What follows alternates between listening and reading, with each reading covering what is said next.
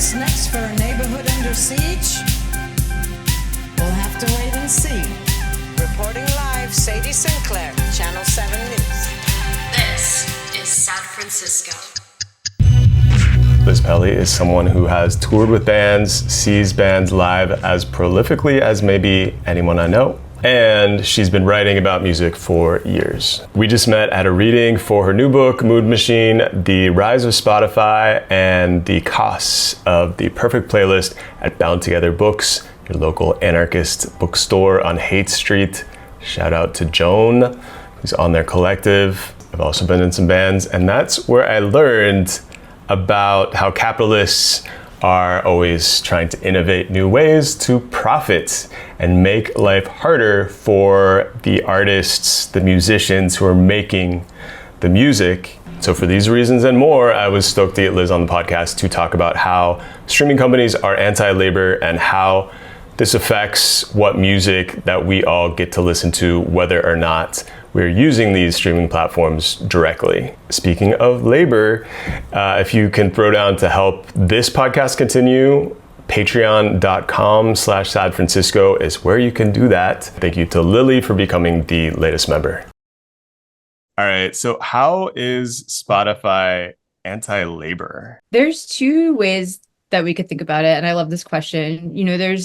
In one sense, there's the way in which Spotify is anti-labor in the context of musicians' labor, creative labor, the labor of creating the music that circulates on the platform that creates the value upon which Spotify's product is built. One example, you could look at all of the different demands that musicians have made of streaming services over the years. Right behind me, I have a poster from the United Musicians and Allied Workers Justice at Spotify campaign that they launched in 2021, where these basic demands that music labor organizations like UMA have made, pay us at least 1 cent per stream, adopt a user-centric payment model, be transparent, reveal all existing payola and end it, credit all labor in recordings, stop fighting artists. Sounds good to me. Spotify has many of those things, there's also, beyond just United Musicians and Allied Workers, there's also other musicians unions around the world. For example, like the UK Musicians Union has also similarly asked for some of these similar things over the years, and as well as other stuff like new streaming royalty structures that would compensate session musicians who play on tracks and other things. So there's the basic reality that streaming services don't answer demands of musicians who are organized, or musicians unions that are pretty reasonable things, especially stuff like, the user-centric payment model is this thing that musicians unions have been calling for years, which would sort of reimagine the way that royalties are paid from streaming services. Right now, streaming royalties are paid through this really complicated revenue share model that goes through rights holders like labels and distributors. And it's a revenue share model that vastly prioritizes major labels and pop stars, and that under which most independent musicians and working artists suffer. So the user-centric model is this idea that instead of this really complicated revenue share model that's based on market share or stream share, currently royalties are paid out. If you're a record label and your catalog accounts for 40% of the streams on a streaming service, you get 40% of the royalty pool as determined by your contract, which is also problematic because eligible royalty pool is determined by individual royalty contracts. And those are all totally black box, NDA protected. The demand for transparency in a lot of the musicians unions campaigns partially has to do with that. An extent to which music labor organizations also have limitations to the way they're even able to formulate their demands, because the contracts that dictate how they're paid from streaming services are completely opaque and very few people ever get to see them. So you have all of these issues, right? All these really obvious music labor issues. Also, it goes without saying, the royalties that most independent musicians see from streaming are extremely small. There's not really a such thing as a per stream rate because of the way royalties work, but for the most musicians, it's tiny fractions of pennies that they're getting per stream from streaming services. Not a living. not a living, So the Union of Musicians and Allied Workers, over the past few years, has been working with Congresswoman Rashida Tlaib's office on this thing called the Living Wage for Musicians Act. That definitely also is like worth checking out if anyone's interested in sort of like following the thread and seeing what the major campaigns of grassroots music organizers have looked like in recent years. There's all of those issues. In addition to all of the ways in which Spotify is anti-labor in terms of its relationship with creative labor, which actually, sorry, I should add one more caveat to the conversation about like how is Spotify anti-labor when it comes to musicians, is that there also is a role that record labels play in that equation, right? So the way that streaming royalties works, streaming services don't pay artists directly. They pay record labels and other rights holders. So organizations that maintain the rights to own specific recordings and then specific songwriting rights. So the amount of money that artists get paid from streaming depends on how much money the streaming service passes along to the rights holder, and then also the contract that exists between the rights holder and the artist. And a lot of those contracts can be really exploitative too. So there's definitely like, it's not just that streaming services are anti-labor, it's also that there's at times also issues with labels too. There's lots of different ways that the music industry is really exploitative. There's also this other conversation that I unpack in the book a bit, that really, I think, shines an interesting light on Spotify as an anti-labor company, which is the way that it treats its own employees. Obviously, like being a tech worker is a cushy job with like, high salaries, lots of benefits. But I think it's really interesting. It was super interesting learning that even within that framework, in that reality, there was a time in 2023 when, in Sweden in particular, the Swedish engineers at Spotify were not attempting to unionize because of the labor model in Sweden. Sweden has like a specific way of union organizing. Like Sweden's labor market adheres to something called the Swedish model, where citizens have a right to association, which gives them freedom to join a trade union. 70% of workers in Sweden are unionized. And then there are collective agreements that get reached between employers and employees that regulate their working conditions. So, these employees at Spotify in Sweden have the right to associate, they have the right to join a union. Then it's a matter of whether or not Spotify will sign a collective bargaining agreement with them. And in 2023, when these Swedish engineers attempted to engage this process, Spotify was super opposed to this, and like not only opposed to it, but they distributed these pamphlets around their office, sort of discouraging workers from joining the efforts for a collective bargaining agreement, and sort of like it's kind of like a smear campaign against unions, like internally, which I guess is like kind of common at some of these companies. I know from like learning about other attempts to unionize large tech companies or like Amazon workers, for example, that this type of literature will often be like passed around workplaces. But yeah, I thought it was super telling to learn about that. Even these workers like couldn't get collective bargaining agreement with Spotify. And they were sending out propaganda to try to stifle their association. Yeah, or just like also just kind of like misinformation. So it was sort of like these pamphlets where they were kind of listing the current benefits that they give employees to work there, which like, yeah, it's like Spotify famous for giving its employees like really amazing benefits, the kinds of benefits most musicians will never experience from an employer in their entire life. Like they can work from anywhere. They have really, really competitive parental leave, and they have something like in the middle of November every year called Wellness Week, where all the employees just get off for a week. They get off from work for a week to attend to their personal wellness. It's just stuff that like, people with jobs, should have these things. Like these are like good benefits. But I think that maybe idea there being that like they have these benefits for their employees because they like want to be seen as, well, either one, they want to like make their workers more productive. They want to retain their employees. They want to be seen as a employee friendly company. So if you want to be seen as an employee friendly company, like, the way to do that is to allow your employees to have some sort of like collective voice or representation in the negotiation between employee and employer. So yeah, they passed out these pamphlets. I actually have it that said, "The Spotify way It is in Spotify's DNA to challenge the status quo, to make things better, whether it concerns the music industry or what we offer our employees. We respect how the Swedish model is advantageous for certain types of companies, but we want to question whether the same model should be applied to a company like Spotify, a company where we're committed to being able to offer you the best benefits so we can remain competitive in attracting both Swedish and global talent to Sweden. Below, we clarify common misunderstandings.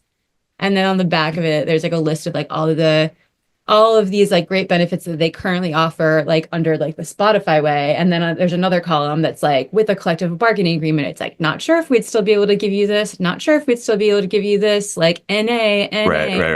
Like, Yeah.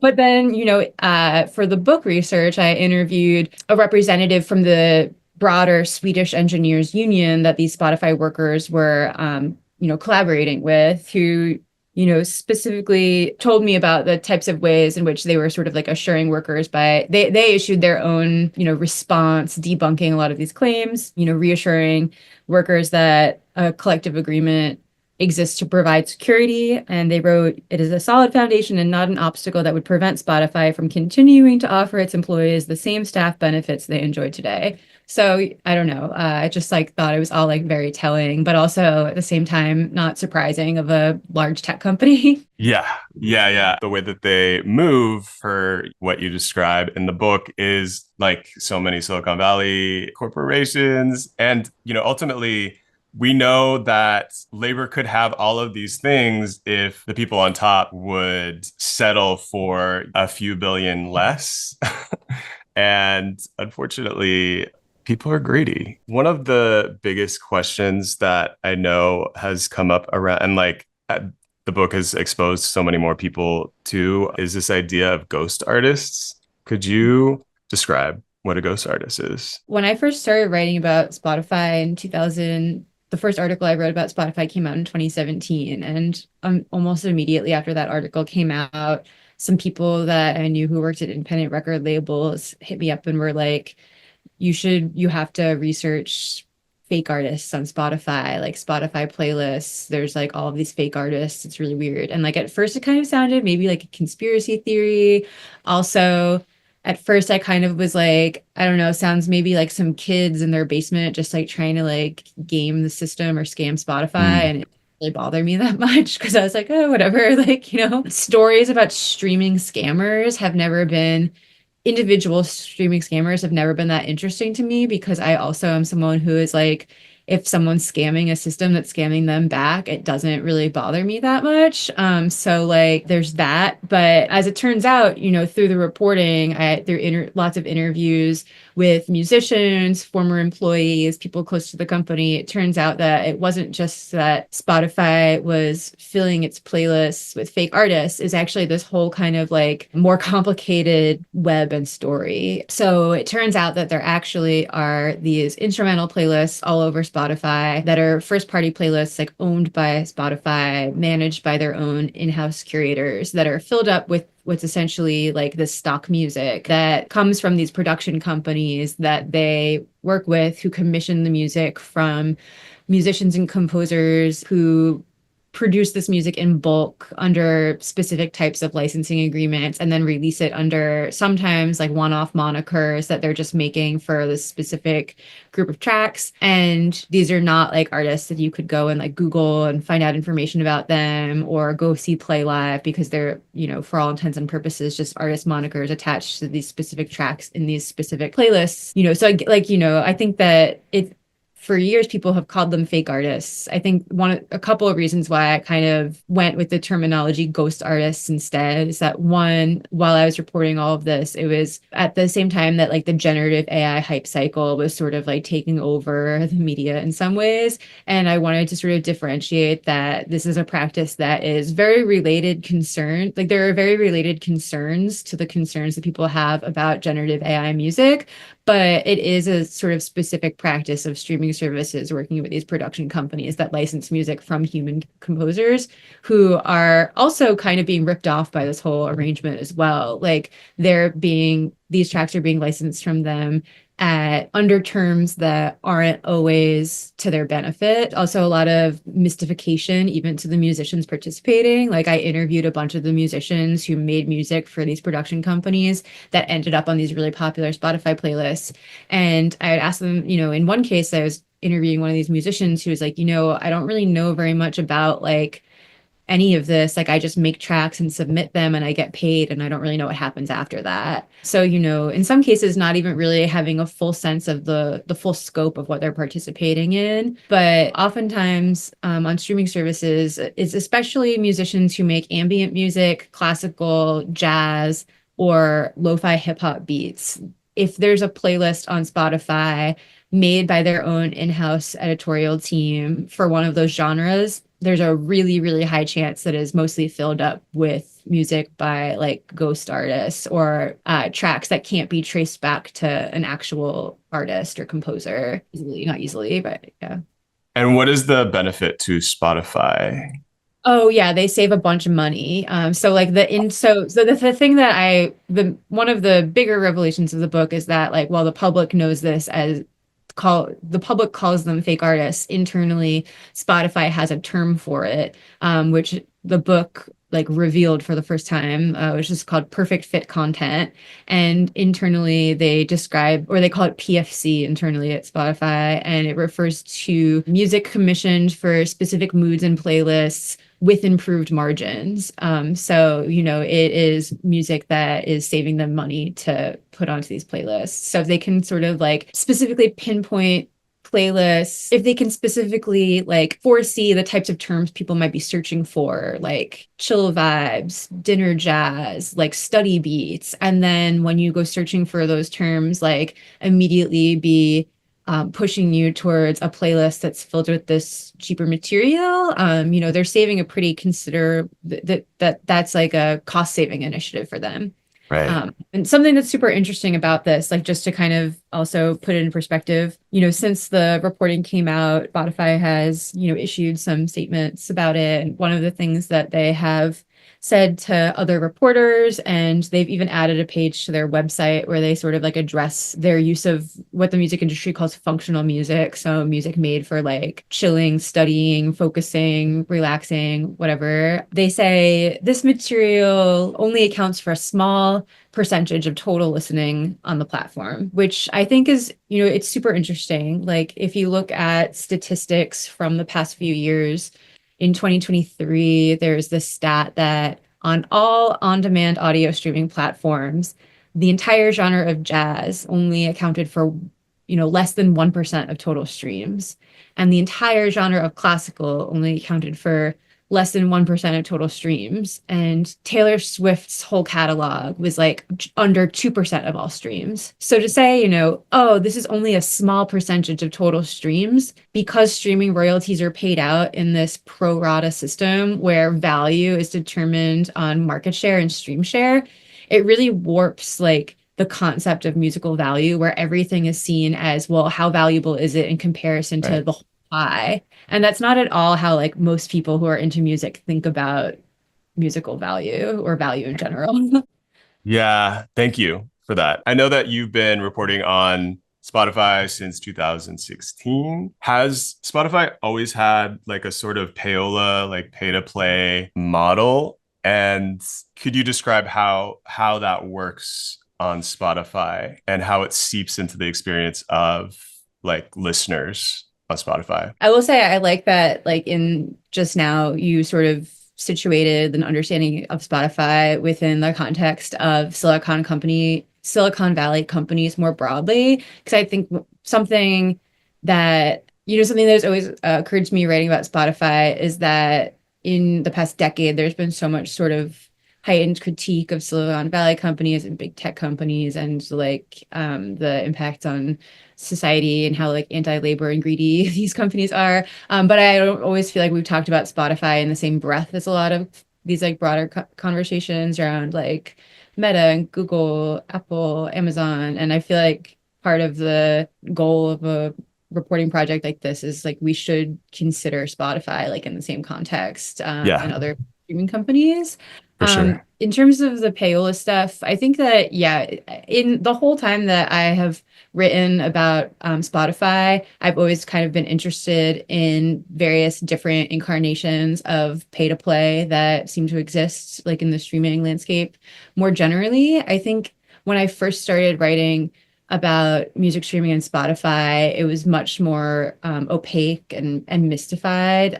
It was kind of a practice that you'd associate more with these sort of like third party actors who maybe were even like violating Spotify's terms of service by engaging in like accepting payments in exchange for promotion on third party playlists. So like third party playlists, meaning on Spotify, there are playlists that are curated by their own editors, that they own that, curation landscape of their own in-house playlists, their own algorithmic discovery tools, but then anyone can make a playlist on Spotify. So you also get these playlists that are really popular, but they're not made by Spotify themselves. They're made by like playlist influencers or like people who just like use bot farms to get a bunch of like followers on a bunch of playlists and then like sell people who are trying to promote their music on the opportunity to be like promoted to these third-party playlists. So in the early days of reporting on it, I always kind of associated pay to play more with this kind of really, I don't know, sketchy like third party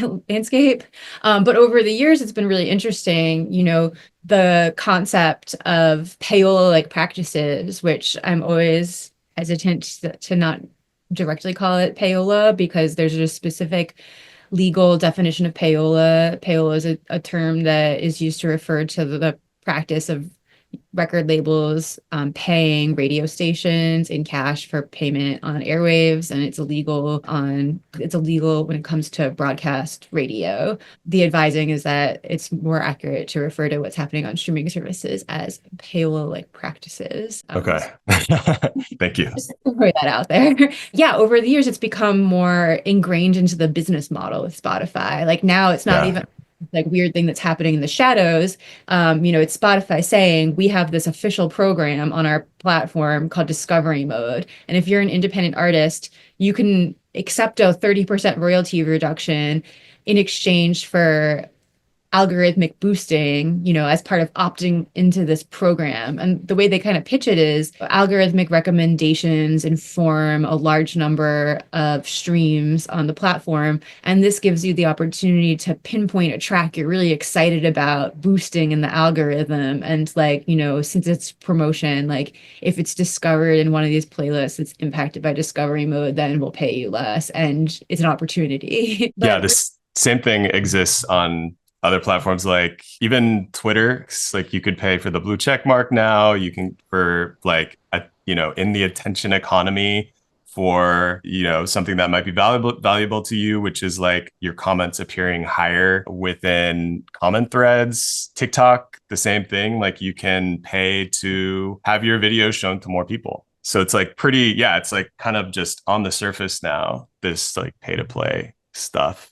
But sorry, I cut you off. No, it's just super wild. I actually didn't even know that about X and TikTok, I guess. I don't really spend a lot of time on those platforms, but it's really super, super interesting to know that those platforms also have some sort of version of this.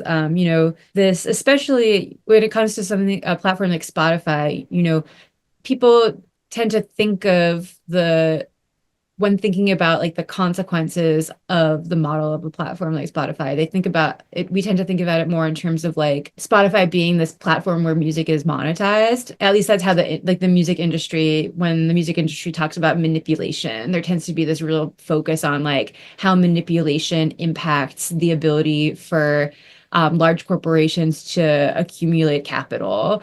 But manipulation on streaming services also has an impact on listeners and people who use the app. And, I think also sort of looking at it through this framework of media integrity also is really important, because it's not just that like manipulative practices impact labels' abilities to make a bunch of money or even independent musicians' abilities to make money.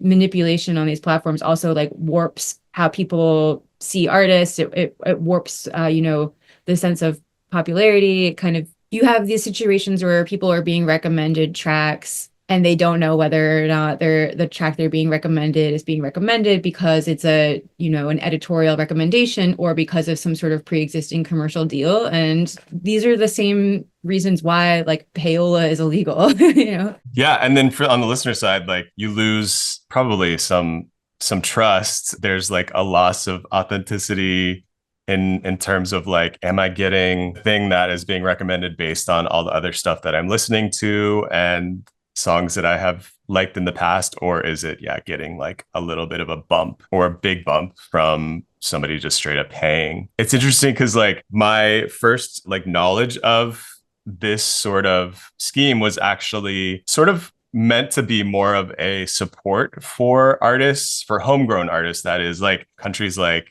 Canada, like they prescribe that a certain amount of music played on the radio is supposed to be homegrown Canadian artists, which has led to so many, probably more people being able to, maybe like make it and be heard as a result, who are Canadian versus like the cultural hegemon to its south, the US, like shoving all of our culture onto Canadians. Those Canadian artists have like a little bit more of a chance because of that policy. So yeah, I mean, but this seems a bit more nefarious. Yeah, well, I think that, it's interesting. There's also currently in Canada is one of the few countries that has successfully imposed a tax onto all streaming revenue. So in Canada, Spotify now has to pay specific tax on all income made in Canada, and it goes into a fund that is supposed to, I think the phrase is like, support the creation of Canadian content. So from my perspective, I think that like this is something that countries should be doing. Like these companies make such an enormous amount of profit. The idea of like a small tax being imposed in order to support the creation of local music seems like a good idea. I mean, also you could even think of it like beyond just the scope of the taxes being used to support the creation of music itself, or like what could the revenues be used for. Also, like I was just reading an op-ed this morning actually written by this musician named Jenny Toomey, who wrote an op-ed about Chappell Roan's speech at the Grammys, but was specifically saying like, yeah, labels have a responsibility to help pay for artists' health insurance, but also if you just impose like a 6% tax on streaming revenues, like period, you could cover health insurance premiums of every single professional working artist in the United States. Like, Yeah, seems like love a great idea. it. Yeah, I know. Like, regardless of what people think of Chapel Road's speech, I mean, I think it clearly like opened up some conversations, like sort of related to this idea of like how these platforms, are changing our experience and our connection to the original art, the music itself and the musicians themselves. You bring in Walter Benjamin in the book, and can we talk about how Estolas relates to Spotify, like the connection to the people who originally made the art, made the music, and authenticity? Could you like talk us through how Estolas relates to Spotify? So, in that specific passage that you're referencing, I was writing about something that just struck me as super bizarre. Well, I know there's so many things, like a lot of this book involves looking at the Spotify literature. So, Spotify's own press releases, reports that it puts out that it uses to kind of like pitch its value to the advertising industry and shareholders, and its own corporate blog and stuff like that. And I believe that it was in either a press release or like a Spotify blog post or something. They were talking about their Wrapped campaign from a few years ago. And in this particular year, during their Wrapped campaign, Wrapped being their year-end campaign where they give you your scorecards on the artists and songs you listen to most, and then try to give you some other like weird, wacky like stats on you as a listener and your taste profile, which is the phrase that they use to kind of describe the pool of data that they have on every user and how they're sort of like quantifying and mapping you as a listener in order to sell your music taste back to you through its recommendations. But one year during the rap campaign, in addition to all this information about your music, they also pinned each person with like an audio aura, is what they were calling it. The audio aura was kind of like a mood or like a energy that they had decided, should be associated with your account. Yeah, it was a personal energy signature that they were associating with each user on the platform. So users would receive like a certain color square, kind of like if you got an aura reading, and then they would say things like your top music moods were wistful and kindness, or yearning, intense, chill, or rebellious. And then they kind of did some sort of marketing campaign where they teamed up with a mystic influencer who kind of like was in the press release. They talked about how this person had helped shape this campaign and how people were going to like see their audio auras and the different moods and vibes that they were associated with their account and have this really like inward looking experience where they really could see more of themselves and have an inward conversation with themselves and blah, blah, blah. The thing that really struck me about it is that thinking about the concept of aura as it relates to music, I feel like I always kind of associated with like thinking about the art itself and like the kind of uniqueness or like aliveness of the music. And like in this context, for that concept to be turned back to thinking about like, supposed aura of the user, to me really just is really telling, because something that I think is true of all streaming recommendation in this era of like really hyper personalization is that it's so much about streaming services thinking about how they can take all this data on you and then keep you hooked on their platform by serving you not just, music recommendations, but like a version of yourself, and how that is kind of like one of the tools for hooking people on the platform. It's like, I think in the book, I describe it as like a new orientation of listening, where the whole goal is kind of like make the music revolve around me, and how it's a really kind of isolated and alienated way of learning about music. Like every time you're recommended music, not every time, but like most of the times you're recommended music on a streaming service like Spotify, it's about how this music relates to your taste profile, not about how this music relates to the world. So a really good example of it also, I think, is like the AI DJ that they rolled out a couple of years ago, which is this like button that you could press on the app and you get a bunch of personalized recommendations. And then in between the recommendations, there's a generative AI voice trained on one of their employees that tries to, situate what you're about to hear. But it's not like they're saying, all right, like next up, you're going to hear a block of songs from, this record label or this time period or this place in the world. It's like, you're about to hear a bunch of songs that you listened to in 2022. Like, yeah, you're really going to see yourself in these tracks. So it's all about kind of like not connecting you to the world of music, but like thinking about your music taste as like this world to be mapped and studied and pinpointed and repackaged into different boxes and sold back to you. Yeah, sounds very similar to what TikTok does and like, Meta is trying to do on Instagram. Yeah, that part about like people being siloed versus making connections through music was like super striking when people read the book. I mean, it's kind of like, I mean, it's depressing. It's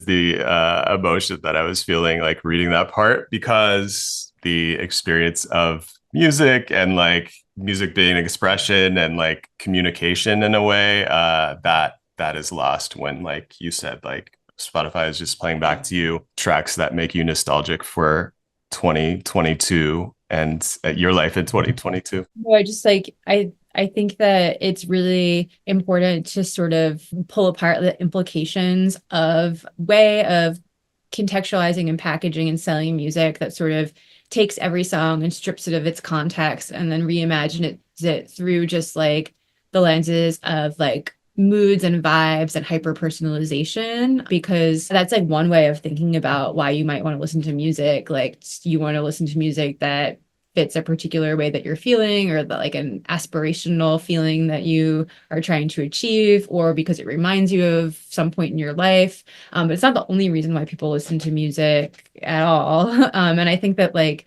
there's some consequences for artistry and music communities and music scenes and traditions and lineages when all these other ways of thinking about how you could potentially contextualize music are kind of like, left behind in favor of this one that for some reason has been deemed, I mean, not for some reason, because it's what like leads to the most engagement and passive engagement specifically. Related to that, the scene was super, yeah, important to me, like growing up, like punk in Orange County, Riot Girl, the tail end of Riot Girl in Orange County, because I always am late to the scene. But yeah, like I mean, that was huge, like in terms of like forming relationships and like friendships that I still have many years later. I know that you have, spent time like touring with bands. How do you best avoid RLS when you're listening to music? I think that, the way that I engage with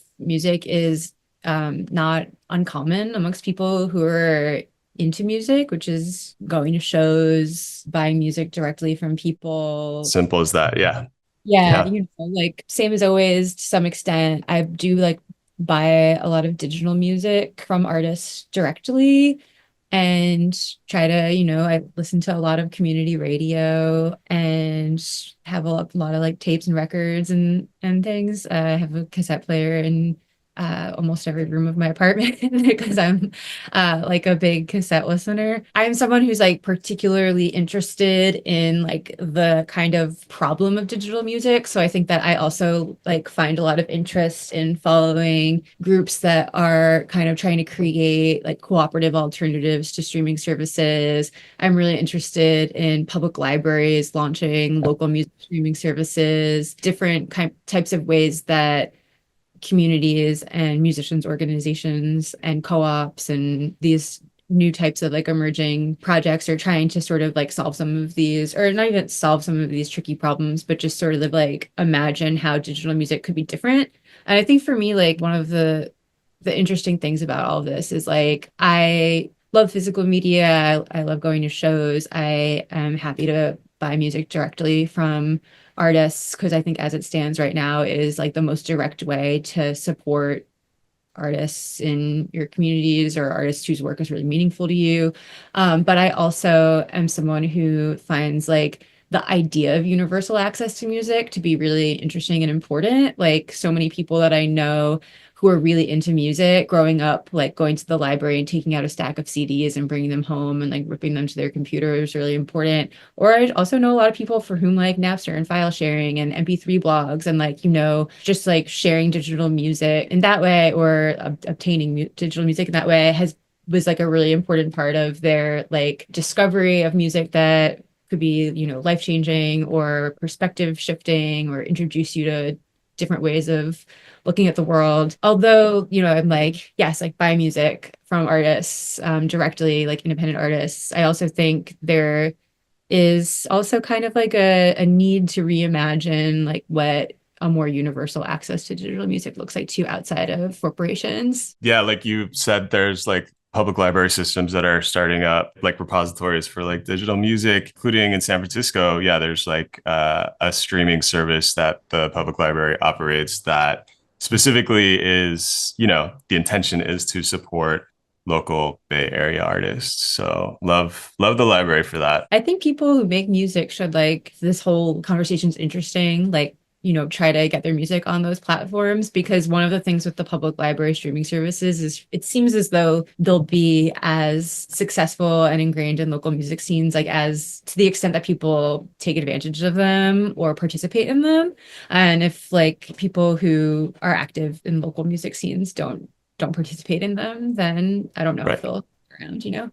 Right. You were in the Bay Area recently. Just wondering like what your favorite venue was that you checked out while you're here. So I think I only went to one venue, but it was amazing. at Beauty Supply Arts, which was really cool venue. Everyone who was involved there was very cool. And the bands that played, yeah, Suver and Newcomer Can't Swim, they were both great too. I really enjoyed both of them. So shout out to, and it was put on by this organization called Seeing Red. And yeah, it was just a great event. I will let you go, but first I wanted to ask what you're working on and how people can follow your work. The best way to follow my work is my website, lizpelly.info, or on Instagram at lizpelly. I do have a newsletter that's linked on my website that I barely ever send out, but I'm going to try to send it out more regularly this summer. And something else that might be of interest is that I recently started a podcast myself called Critical Listening.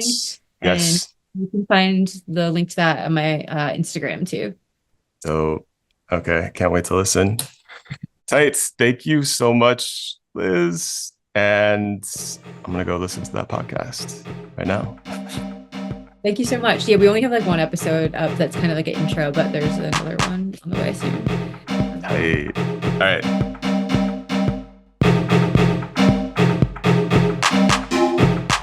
Thank you for listening to Sad Francisco. I am Toshio Meronek, and my co-producer is Tofu Estolas. Patreon.com/Sad Francisco is where you can find our past episodes and transcripts, and it's also where you can help us out with a donation. And if you do, it comes with some benefits like getting the episodes a few days early, and our gratitude for allowing us to keep making this podcast, which we love to do. See you next time in Sad Francisco.